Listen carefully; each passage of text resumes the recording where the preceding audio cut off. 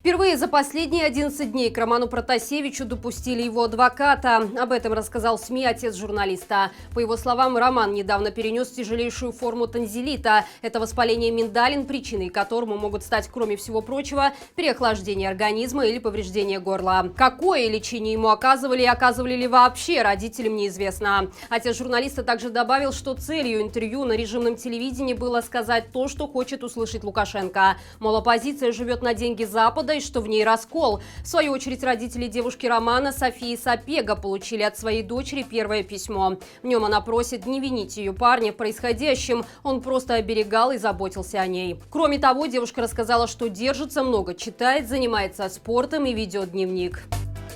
2 года колонии общего режима получила жительница Бреста Полина Шаренда-Панасюк за якобы оскорбление нелегитимного насилия в отношении сотрудника милиции и оскорблению госслужащего. Активистку задержали еще в январе 2021 года, выломав дверь в ее квартиру. По версии обвинения, когда силовики вошли к ней домой, женщина стала выкрикивать в их адрес нецензурные слова, после чего плюнула в лицо ОМОНовца, а одного сотрудника РОВД ударила и сорвала ему маску. А ранее в момент задержания ее мужа снимала происходящее на камеру, высказывая оскорбления в адрес представителей власти, после чего опубликовала видеоролик в одном из телеграм-каналов. Обвиняемая свою вину не признала, назвав происходящее не судом, а политически мотивированной расправой. Да и свидетелей происходящего насилия с ее стороны в адрес силовиков тоже не нашлось. Однако это не помешало судье Евгению Брегуну отправить Полину за решетку, а также удовлетворить иск взыскания с нее 5000 рублей в счет компенсации морального вреда силовикам. Важно отметить, что муж Полины Шаренда-Панасюк тоже проходит сейчас по уголовному делу и находится под домашним арестом. Вот уже много лет супруги участвуют в общественно-политической жизни страны. В 2019 году Полина принимала участие в избирательной кампании по выборам в белорусский парламент. В качестве кандидата в депутаты она получила возможность выступить по государственному телевидению с агитационной речью. Во время эфира женщина назвала Лукашенко диктатором, обвинив его в экономических и политических проблемах страны. После этого обращения к избирателям Шаренда-Панасюк сняли с выборов. Жители Бреста называют ее Жанной Дарк. К белорусам, которые незаконно осуждены по политическим статьям или ожидают суда, начали поступать предложения попросить Лукашенко о помиловании. По словам источников издания «Наша Нива», в колонии и СИЗО приходят люди, которые представляются сотрудниками Красного Креста и настойчиво уговаривают их написать заявление, чтобы выйти на свободу. Самое интересное в этой ситуации то, что настоящие представители Красного Креста утверждают, что доступ в камеры к заключенным им закрыт. Они лишь могут передавать гуманитарную помощь для них через администрацию исправительных учреждений. Возникает закономерный вопрос, кто же эти люди, которые якобы пекутся о свободе для политзаключенных ценой сделки с террористом. Можно лишь предположить, что под видом благотворительной организации скрываются обычные чекисты, у которых есть доступ в любое учреждение страны. Стоит отметить, что с аналогичным предложением написать прошение помилования обращались и к политзаключенным, которые оказались в тюрьмах после площади 2010 года. Согласились на такую сомнительную сделку единицы. Примечательно, что некоторые из этих людей вышли на свободу одновременно с теми, кто отказался писать прошение. Судя по всему, этим летом Лукашенко планирует разыграть козырь с освобождением узников совести, чтобы хоть как-то поправить свою репутацию в глазах политических сил, которые будут решать его судьбу. Отметим, что на сегодняшний день в нашей стране насчитывается 476 политзаключенных. Построили, как быть дальше не знаем. Именно так можно описать текущую ситуацию с Островецкой АЭС, которая на днях получила лицензию на промышленное использование и готова производить миллиарды киловатт энергии. Но что делать с производимым электричеством, ведь им не получится даже отапливать дома.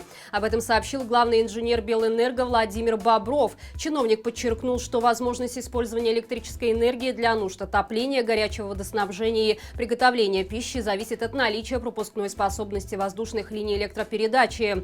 При этом белорусские электросети не имеют достаточной пропускной способности, поэтому для того, чтобы пользоваться электроэнергией БелАЭС, придется реконструировать порядка 3000 километров электросетей в год. И все это удовольствие обойдется как минимум в 1,5 миллиарда рублей, часть из которых будет позаимствована из госбюджета.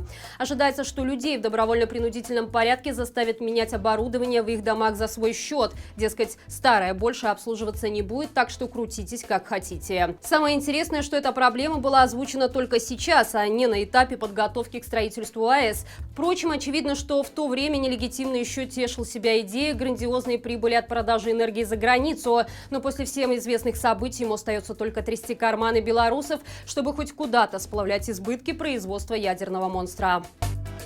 В Рогачеве затопило квартиры и подъезд дома номер 93 на улице Гоголя. Люди вот уже несколько дней вынуждены жить с тазиками, потому что вода льется с потолка и труб. Все это эффект так называемой починки крыши. По словам жильцов дома, главный инженер, ответственный за капремонт, трубку не берет, а заместитель директора ЖКХ и вовсе заявил, что времени на решение данной проблемы у него нет и попросту сбежал. Кому обращаться в такой ситуации непонятно. Пока коммунальщики заняты ликвидацией всего белокрасного, люди вынуждены справляться с потопом самостоятельно с помощью подручных средств.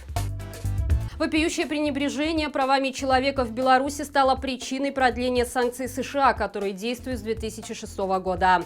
Об этом сообщил Белый дом. Период санкций истекал 16 июня, однако Джо Байден принял решение продлить их еще на год.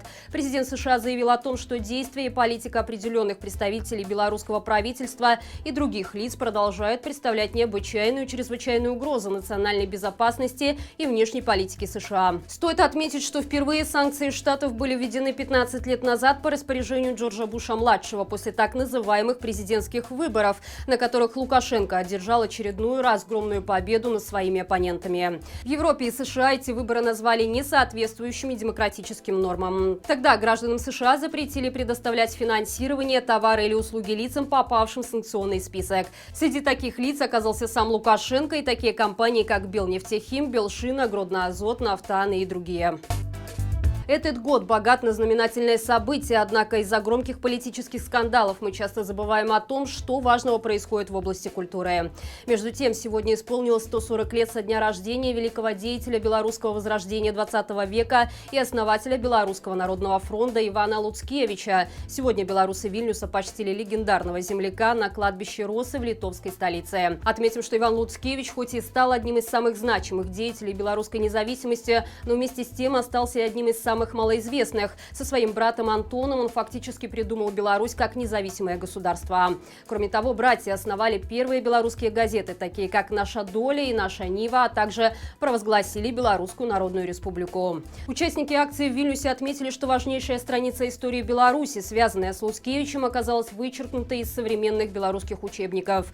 Однако свободные белорусы еще с советских времен учились сами узнавать свою подлинную историю. И для тех, кто чтит свои корни, язык, культуру и наследие, попытки режимных чиновников переписать прошлое на свой лад не имеют никакого значения. Друзья, на нашем канале появился новый выпуск рубрики «Маланка права», в котором рассказываем о процедуре обыска и ваших правах в этом процессе. Кто еще не видел, заходим, смотрим, ставим лайки и пишем комментарии для продвижения. До встречи завтра и живи Беларусь!